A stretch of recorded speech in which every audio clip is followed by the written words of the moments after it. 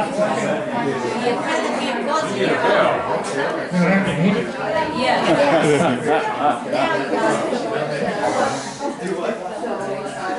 once again to the Branson Centennial Museum, the agency of the White River Valley Historical Society. And many of you are members, and we hope the rest of you who are not will become members. We're supported here by memberships and by donations. Let me suggest, bring to your attention future programs. On February 18, Janet Ellis and Steve Willoughby will present a half-century of broadcasting in Branson.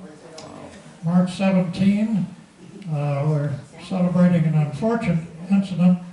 It's the centennial of the tornado in Melba near Hollister.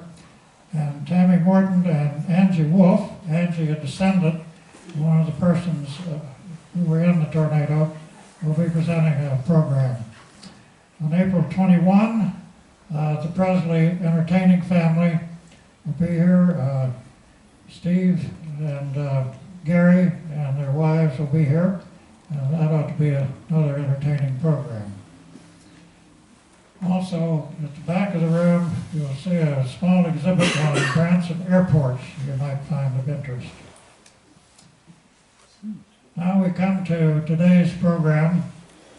The most eminent fire chief, eminent pilot, eminent raconteur, and eminent author. And everybody in the room knows him, and he knows them, so be prepared. Who knows what he might talk to you about.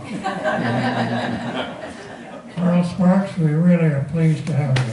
Thank you.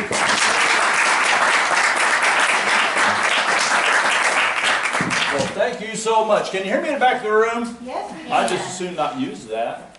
If you can't hear, just say speak louder, okay? Okay. Thank you for being here, but this is a real pleasure. I had no idea the room was going to be this. So when Jim first asked me to speak, I thought, yeah, well, there'll probably be a half a dozen people at the most. This will be a piece of cake, right? I get a little nervous in front of a crowd like this, so I might not deliver everything you want to hear. In fact, when I was trying to think of what to say, I thought, well, this would be simple. We'll just talk about the books, so we'll talk about one thing or the other. And Jim said, no, you tell about yourself. So I thought, oh boy, what are we going to do? Well, as they got closer together, it's closer to the time. And I got to see this article in the paper. What's a raconteur anyway? I saw that. What is that? And then one of our people from the Missouri Pilots Association, Joe Berman, he's our secretary. He puts this this mail out. In fact, a lot of the pilots are here today. Thank you for being here. That's really cool. But he put all that in there too. This raconteur and all that stuff. I'm thinking, man, this is getting serious. I'm really going to think of something to say. Well, at church Sunday, I'm talking to one of the guys. He says, what are you going to talk about? I said, I have a clue. Joe? Well, Joe Porter. Joe Porter. Joe's mixed up. Joe Porter. Famous philosopher. He says, tell them fire's hot. All right, we'll start a little bit later on with fire's hot, but we'll start a little bit earlier in the life. My folks moved out to California, moved all of us out to California in 1955, so don't hold that against me being from California. California today isn't nothing like it was back in the 50s and the 60s and the 70s. California was an innovative state. Everything that's done today in fire business, in so many parts of industry, had all originated in California. Wonderful place. Exactly. That's what I hear too. Sorry, I forgot. That's okay. You just go right in and answer it. We'll listen to you. No, it's bad anyway. No, we don't want to listen to you. Yeah. So anyway, out in California, and that's where I grew up. Went to all through college there in California. So went on to the Marine Corps when I got out of college. My desire, my goal in life was to become a Marine Corps fighter pilot. Marine Corps runs kind of heavy in my family. And so I wanted to be a Marine Corps fighter pilot. Long before I even thought about the fire department. In fact, I didn't really think about the fire department. We'll get to that. So I went to, after I graduated from college, I went to Pensacola to be a fighter pilot. That just didn't work out. The Marine Corps didn't like me very much, I guess. But anyway, they sent me home. And Sue and I got married. God places a lot of blessings in our life, and she is the top blessing. And then they come along and he blesses us with some children. They're just incredible. So, a great family. What a wonderful family we have. Well, so anyway, I was kind of knocking around trying to figure out what are we going to do now. I can't be a Marine Corps fighter pilot. What are we going to do? So, I was working in a lumber yard. Great, but best boss I ever had. Glad the city manager's not here. Great boss I ever had. So, I was working at the fire department. One day, I'm cutting up some wood and loading a truck and so on. And this firefighter stopped by, and he says, "Congratulations!" For what? What did I do? "You were voted on the fire department last night, volunteer fireman." Well, back in those days, they voted you in. It was an all-volunteer department with 3 guys on duty. They drove the truck, and the volunteers met them at the scene, put the fire out, and that kind of thing. Well, they voted you on into 2 blackballs. If you got 2 blackballs in the vote, you were out. So they go long periods of time without getting people voted on. I didn't know any of them, except this guy that stopped at the lumber yard. I only knew him because I delivered lumber to him. So he said, "Well," he said, "we voted you on the fire department last night." I said, "That's good. What do I going to do?" And he says, "Well, you come to meetings every Thursday," and so on. Well, the rest was history. Once I fought a fire, smelled the smoke, man, it was all over. I had to be a firefighter. Greatest career in the whole world. Led Sue and I to meet a lot of different people, a lot of great places. My gosh, we got to go to Washington, D.C. because of the fire department. We got to go inside the Oval Office. That's a thrill. The president at the time wasn't much to talk about, but the office was a thrill. We got to play with this dog Buddy. Got down on the carpet. There is a carpet there in the Oval Office that's got the presidential seal. We got to get down on a rug and roll around that dog. It was a hoot. Real hoot. So anyway, we had seen a lot of places, gone a lot of places, and it's been a real blessing being a firefighter. And fire is hot. I can testify to that. Well, earlier in my life, about the age of 15 actually, my dad challenged me to fly. And says he'd always want to take flying lessons, and he started a couple times, and then the war come along, World War II. And he started again, and when he got back from that, and the kids would come along. So we kind of were the reason why I didn't fly. So he challenged me to fly. And I'm almost positive he did this to get me off the street. So anyway, so I would walk to the airport 2 miles away from our house. Not every day, but quite often. I really got bit by the bug. I go down there, I was just a typical kid that hangs out at airports, and I would do anything to bum a ride from somebody. I'd wash airplanes, I'd do whatever, just to bum a ride to fly. And right before my 16th birthday in the summer, the airport manager hired me to gas airplanes and do just kind of ordinary stuff around the airport. His motive, I'm sure, was that he had this big building that he wanted sanded off so he could paint it. Summer in California, pretty warm. On a ladder, 20 feet high, sanding a hangar down. But my reward was free flying lessons, up to and including first solo. Wow, man, that's cool for a kid. I mean, that's big stuff. So I worked and I worked and I worked, and I got some flying lessons done, and he got mad at his instructor, fired him, sold his airplane, and I didn't get to fly. I got about 5 hours from them, but it was great. It was just enough to wet the whistle, right? I went away to college, and we had a flying club at the college I went to, and instructors, and we got to fly the airplanes for free, but pay the instructor. No, not a big deal. Back in those days, it was $5 an hour for a flight instructor. So, which was kind of a lot of money in those days too, right? But anyway, so I learned to fly there, and then, like I said, went away to the Marine Corps to become a pilot, and I didn't quite work out. So I just slowly worked my way up through flying, through the commercial license, the instrument ticket, and finally a flight instructor, and that's what I do today. Retired in the fire service, and I teach flying. Well, we did that back in California when I was still firefighting. Did it on my days off. My dad and I started an FBO. We actually bought into an FBO that was already, the guy was wanting to retire out of it. So we bought that, and we had a flight school. I was the only flight instructor there. We had 30 students going at any given time, and that will wear you down. It was really quick. It's almost like a marriage. In fact, Sue said You get rid of that, or else. Sort of, it's almost like that. So I remember.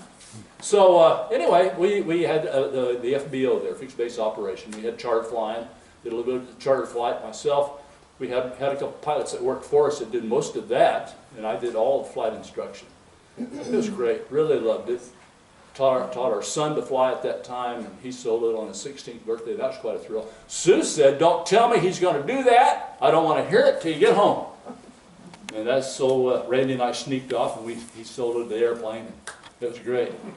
Well, when we moved here, 1955, to take on the job as fire chief, I still had my instructor's rating, but had enough going on here to keep me from flying too much, a little bit, not too much.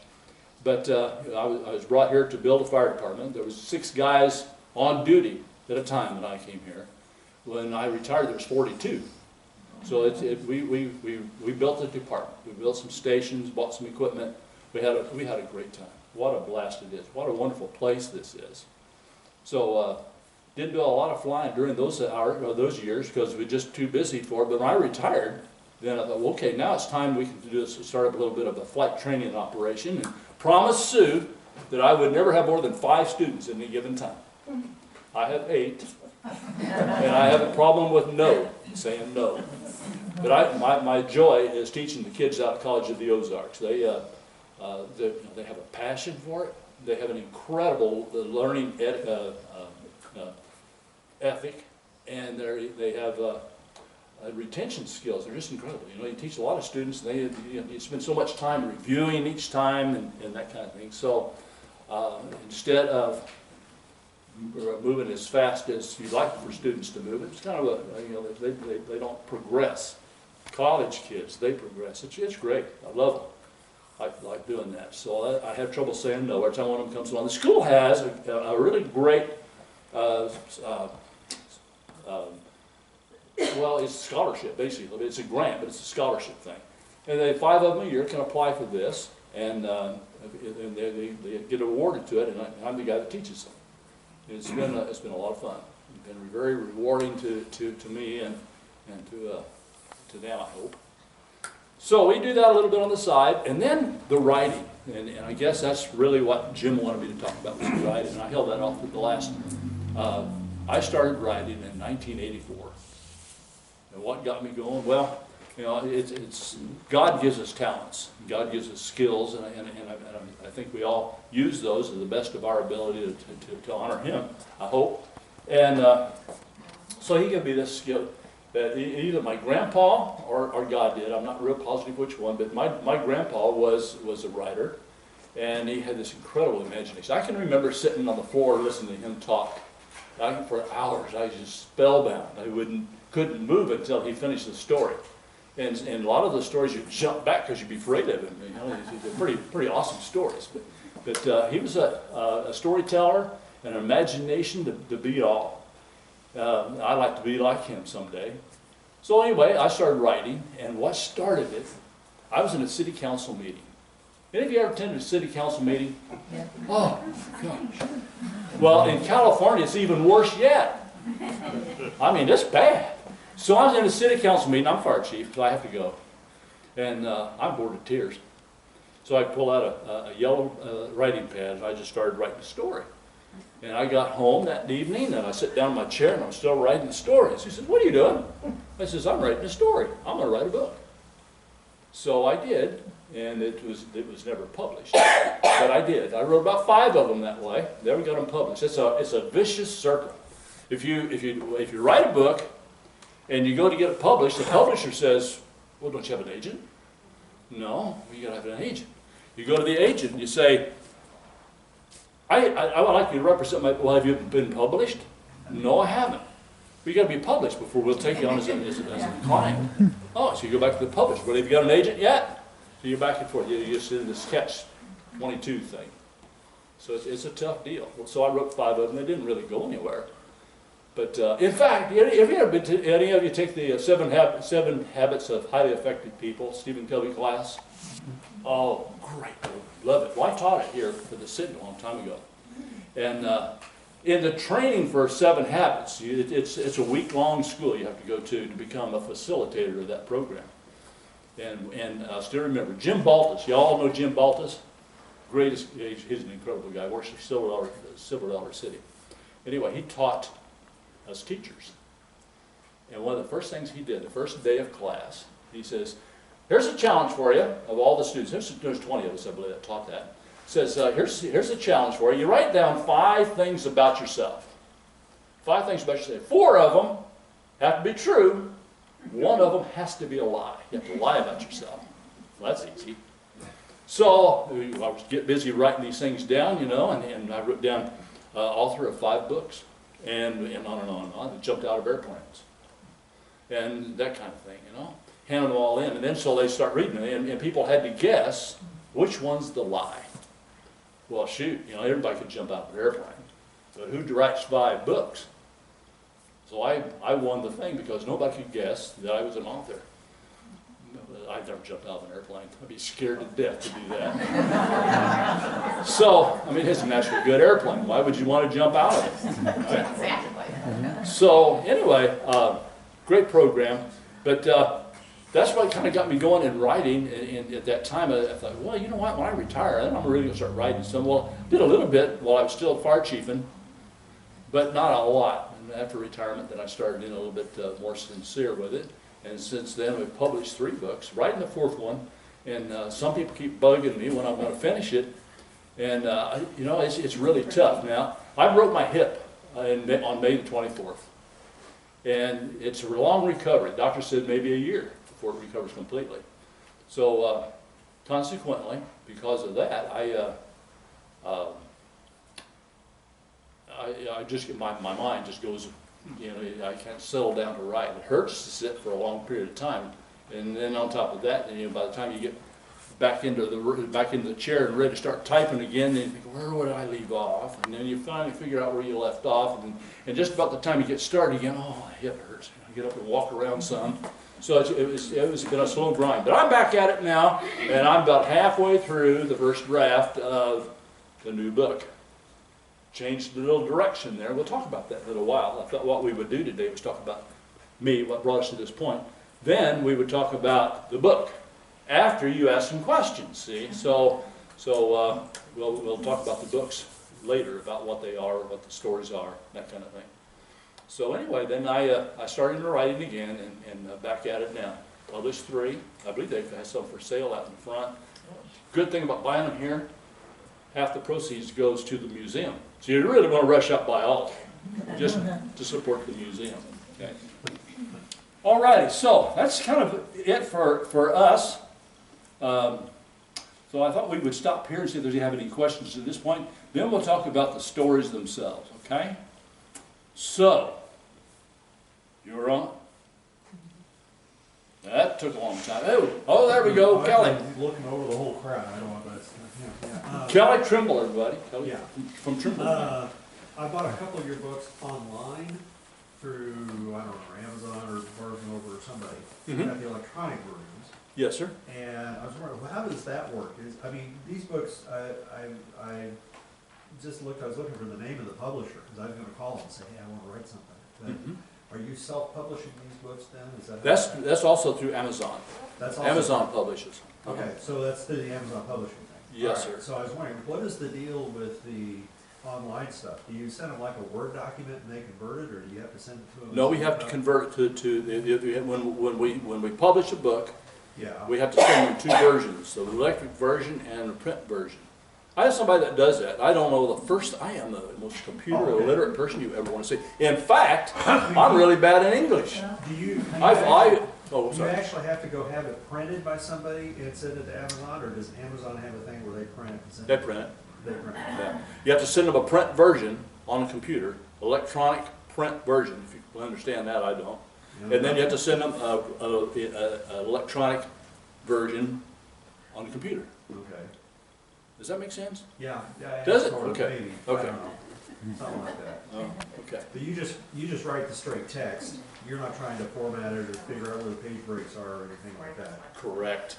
And somebody else does. Don't know how to do that. So how do you do the cover art? Is that a separate? Oh, that's a deal in itself. Are you doing the cover art? Or No, you sir. doing that? No, sir, I hired that done. You hire that done? Yes, sir. Are there like? We have a graphic artist in Sullivan, Missouri, our hometown, by the way. Okay. And I thought he you were does. from California. No. Oh, you were late coming in. No, we went past that. Okay. In 1995 we came here, but we were born and raised, Sue and I both. This is a good story. Let's take up a little more time. I got to be for an hour. This is a good story. Sue and I were born and raised in Sullivan. We knew each other as babies. Our parents say this is a God thing. We knew each other as babies. We shared the same babysitter. Well, our parents, who were good friends, went out. Well, my dad's a plumber, his dad's a plumber, my grandpa's a plumber, and they taught Sue's dad how to plumb.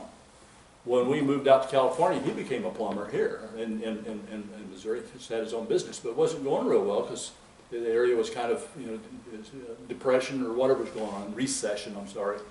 So anyway, my dad kept bugging her dad, come on out to California, there's more work than you can handle, bud, come on out. So he packed up his family in 1962 and came to California. I was in college at the time, came home on the weekends and I met this beautiful redhead and I thought, oh my gosh, woo! I gotta know her. And come to find out I didn't know her, just didn't recognize her. And I grew up. She growed up. Yeah. Woo! She growed up. So, anyway, that's the rest is history. The cover art thing. The cover art thing, yeah. Is that somebody you just happen to know in Sullivan, or is that No. something you found like Fiverr or something like that? Or? I have a cousin who's a writer, and he uses this guy as his graphic artist. So as the stories unfolded or my books are unfolding, I said, Paul, who do I get to do this? He says, got just the guy. A little expensive, but I got just the guy. Or is it like thousands to get this? Oh, guy? no. $535 to be exact. Okay. Unless he's gone up. I'll find out that real quick. Okay. All right. Okay, all righty. Yeah, it is a process. It's a huge process. Not only do you have to find the publisher and all these other things, you have to start putting this stuff together. And like I started to say a little while ago, I don't even know English very well, as you can probably tell the way I talk. It's all about Sharon. Yeah. Sharon does. Oh, yeah. I'll get there. Yeah, Sharon. So, anyway, so I have to have proofreaders. I have 4 of them. And well, 5, 4 girls and a guy. And only because I don't know English too well, I don't know punctuation at all. So they kind of help me along. I write the story, about the 3rd draft, I'll send it to them and they'll come back and say, yeah, that works except for, that kind of thing. One of them, they're there to make sure that if the truck was red in this page and it wound up green on this page, you got a problem, see, that kind of thing. So they're looking for consistencies. And then, like I say, they're looking for Continuity. yeah, That's what that it's too, called. that too. Continuity, that too. And the punctuation, all those things. So anyway, all these proofreaders, and it's great working with them because they come up with some ideas once in a while. So, and I one guy out in California, my cousin there, he's trying to become a writer himself, and so he's been a great asset. All of them have been a great asset. Couldn't do it without them. But then it goes to the cousin I talked about in Sullivan, Paul. He's a writer. His wife is the formatter. So I can send everything to her, and miraculously it comes into a book. It's got numbers and indexes and all this stuff. It's amazing how she does this. And then she can make different versions. So it can go to Amazon in a e-book version, or it can go to Amazon in a published version, and they don't go at the same time. She has to take time to do all that stuff. I don't know how she does Do it. you get it printed and then ship it to Amazon? No, she sends it electronically. They have a print it. printing press that prints it. Right. And then they'll print it, and they'll send the book back, and they'll say, read this and see if it's right. Because you want to do that before they write the right thing. Yeah. So once they have it, then like I said, then I get the proof and send it back to them and say, yep, that'll work fine, and the rest. All right, so if you publish this through Amazon, does that keep you from publishing it through one of the other ones that do that kind of thing? No, I own all the rights. You own all the I rights. can sell to anybody else. I can get an agent. I wish I had an agent. And whatever I wanted to do. It Well, will, now you've written 5 books, you should be able to get an agent. you would think so, wouldn't you? I almost had one time. Almost had it. It was so close, and she really liked what we were doing, and she got a divorce, sold her business, and that was into her. Your proofreaders, are those things, I mean, is this people you knew, or is Yes. this other stuff that? Yes, one's an English teacher, which really helps. So they're not like professional proofreaders that you know? No, no, just friends and people that I've been introduced to. So, any other questions? There was one in the back, I know. Oh, Jan. What year did you actually come back to Branson and get started with the fire department here? Okay, 1995. 90. Right, I was fire chief in California. Another God thing, it was not going well. California was hitting the skids as far as economics goes. Instead of hiring people, I was letting them go several years. The department kept getting smaller and smaller, more and more responsibilities. You know, do more with less. You've heard that saying everywhere you go, do more with less. Believe this or not, I was the police chief too. Because the police chief got mad at him and resigned, and they didn't want to hire anybody else because that would cost them money. So they thought, you know what, you could do that. So I was the fire chief with the gun. The gun was in the trunk. Never opened the trunk. In fact, I thought, you know what? I really need to ride with the guys. I don't know anything about policing, except they're all good guys, and just what little bit the fire department interfaces with police. I knew that, but I didn't really know their job. What kind of stresses are they in? What kind of things do they have to go through? So I decided I'm going to start riding with these guys. First ride along I went on, there was a bank robbery. So we pull up in front of the bank in the parking lot, and he says, "You stay here, don't move." And away he goes. And the other cars are pulling in, and away they go. And I'm thinking, what if that guy comes running out the door? Well, there's a shotgun mounted right here, right? How do you get it out of there? There's a key to get those things out. I don't know how. So anyway, as it turned out, it was a false alarm. Anyway, yes, so I was police chiefing for a while. Well, the economy just kept getting worse and worse. And this is really terrible. We've been coming here on vacation, doing the touristy thing for years. And as we did, soon I kept saying, you know what, when it comes time to retire, this is a place to come to. This is really neat. Family values and all those things are right here in Branson. The lake, oh my gosh, my sister and brother-in-law lived in Rogersville. They'd bring us down, we'd do the lake thing, and then we'd do a show thing, and it was just getting better and better, that this is heaven. So when it comes time to retire, let's move here. My mom, who had moved back here already ahead of us, wrote a letter, says, "Hey, the fire chief in Branson's retiring this summer. You ought to come down here and try that." So we talked about that. We went, you know what? That'd be cool. We wouldn't have to wait a retirement. And if it's meant to be, God will make it happen, right? Well, he did. And we came in 1995 with the mission to build a fire department. It was great. I did my master's program at the National Fire Academy in Emmitsburg, Maryland, through the University of Maryland, on building a fire department. So it worked out well. It was just an incredible experience. Other questions? Yes, ma'am. I have a comment. Uh-oh.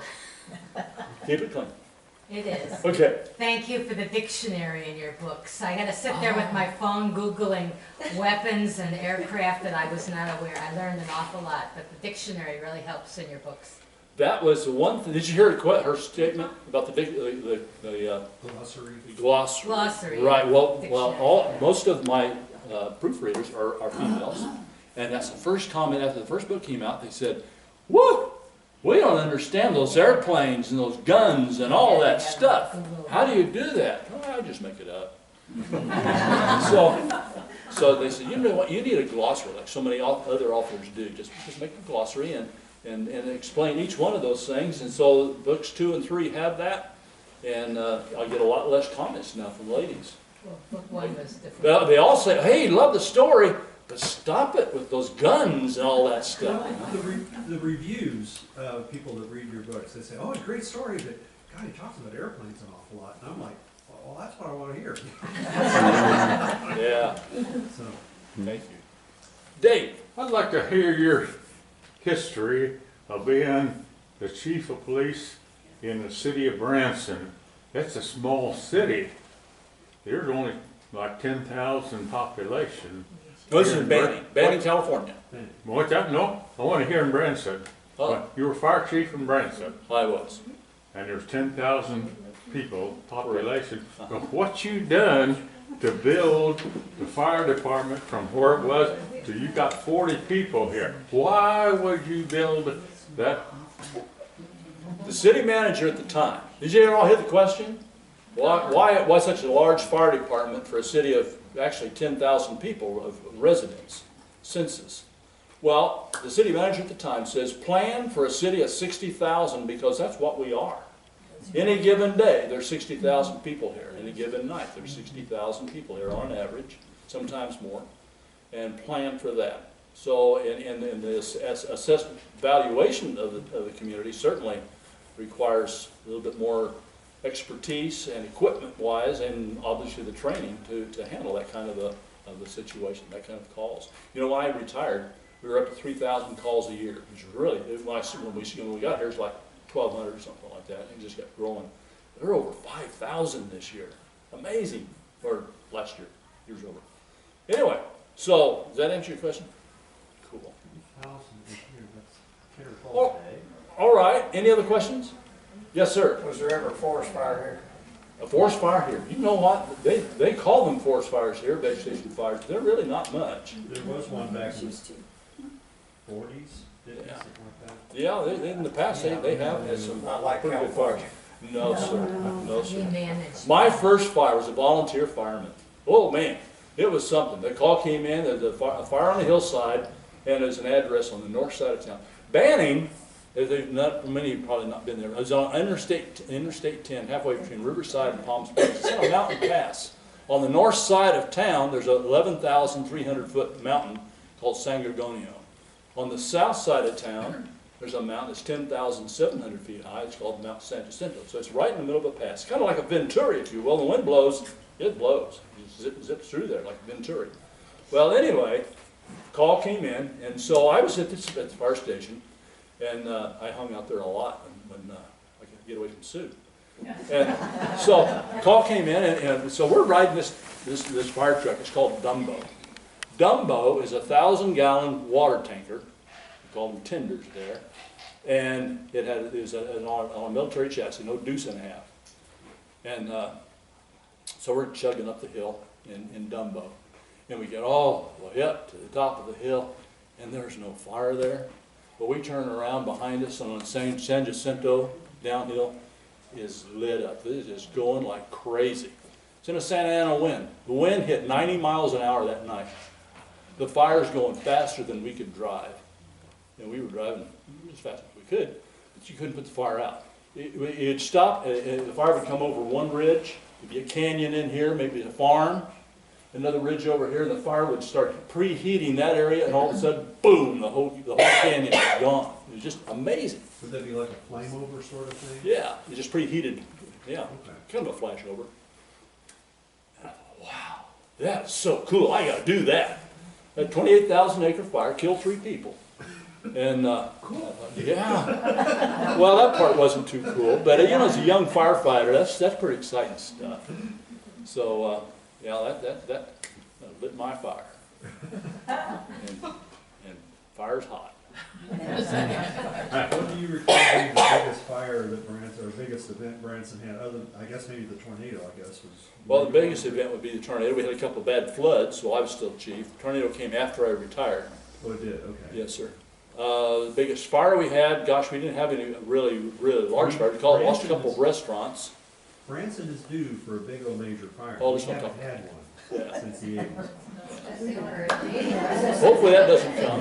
They got a great fire prevention program, and a Well, great no, fire seriously. department, so they'll- Seriously, Branson had several serious middle of the winter Oh, motels that were about to get foreclosed, go Oh. up in flames a few times back in the 80s. Yeah. There's been a couple times we expected that to happen again, and it hasn't. Well, I guess there was the fire in the basement of the one across from Branson Heights, that was kind of bad.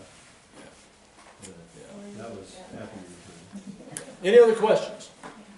Okay, let's talk just a little bit about the books. Yeah, I'm running out of time and running out of energy and all that other stuff.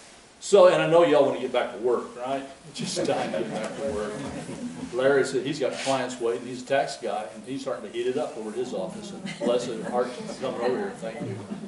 Anyway, talk about the books. People often wonder, how do you come up with these stories? And like I said a while ago, I make it up. Well, not really. I mean, you got to do a lot of, in fact, you do more research than you do writing, because there has to be some truth in these things. Well, the things you talk about, the guns and the airplanes, and that kind of stuff, that's got to be real.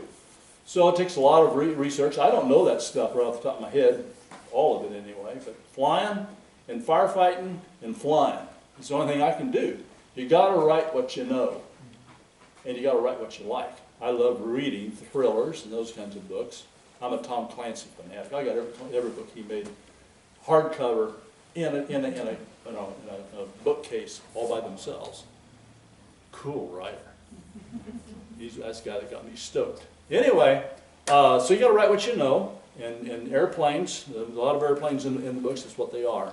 So let's talk about the books. The story begins with the President of the United States' daughter, Carly Downs is her name. She's a doctor. She's doing her intern work with the Peace Corps down in Guatemala. And she gets abducted, her and her Secret Service protective agent. And they see something that they weren't supposed to see, and they didn't know what they saw. But drug cartel people think that they know something that they didn't want anyone to know about. Well, as it turned out, they didn't know who she was either. They didn't know that she was the president's daughter. She was just someone in the wrong place at the wrong time. So the rush is on to get her rescued before they figure out who she really is. And there's going to be the ransom and a lot of other ramifications to the whole thing. So they want to do this kind of low-key, the federal government does. And they bring on 2 U.S. Marines, retired, aviators.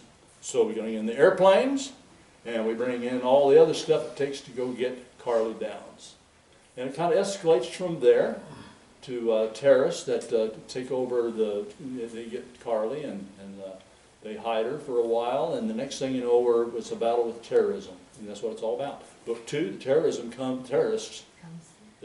come here, and they do a little bit of attacks and that kind of stuff in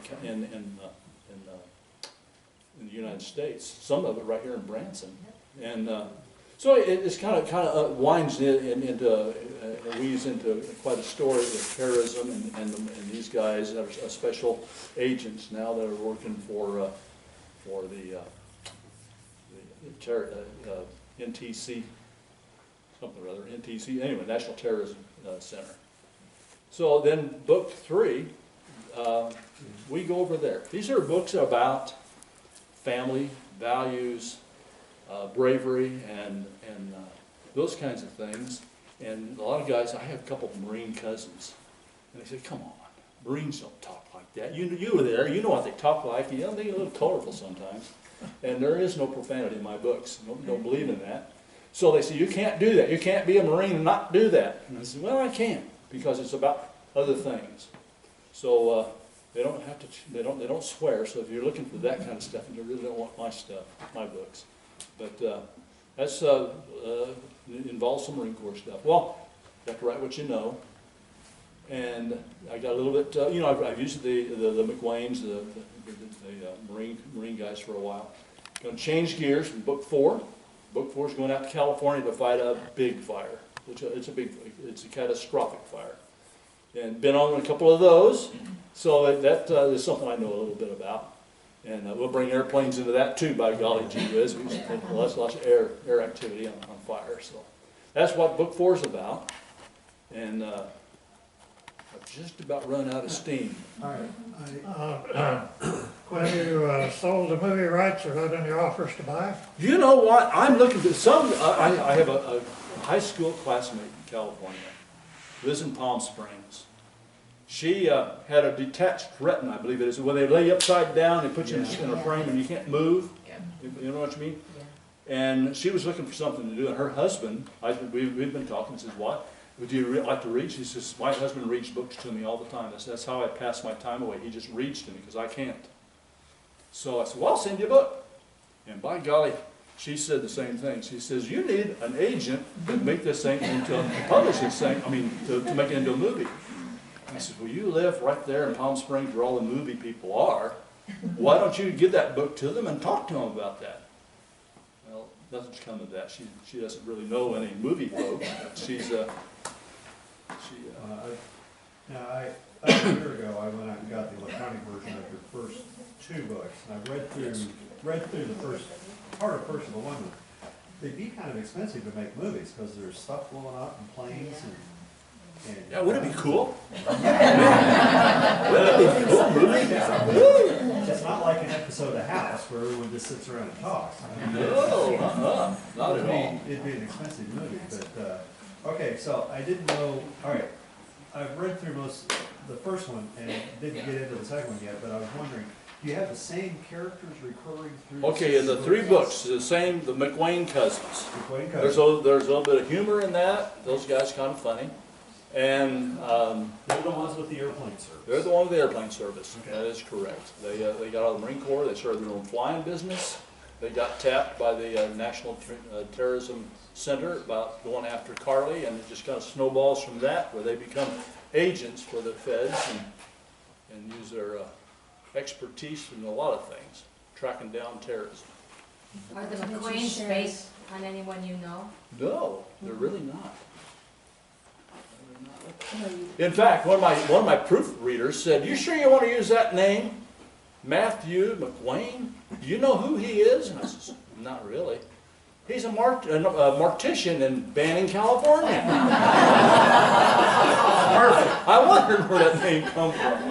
Anyway, then you forgot to put Sharon, what she does. Sharon.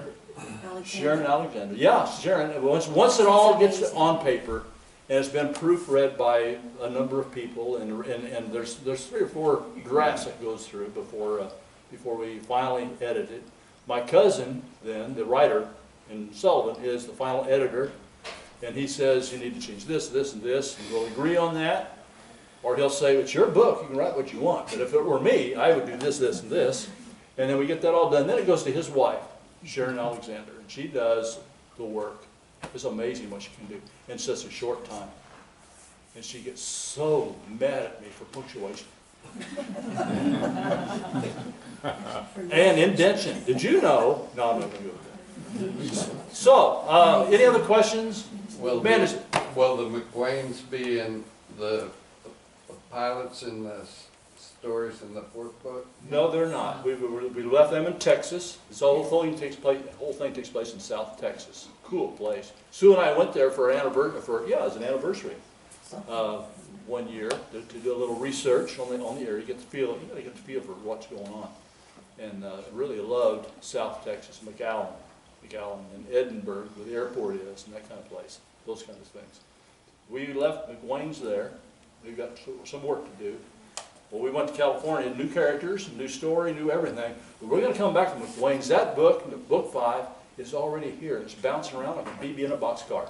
It wants out so bad, but I'm committed to finish what we're doing because you want me to. Okay. Charles, thank you very much. Thank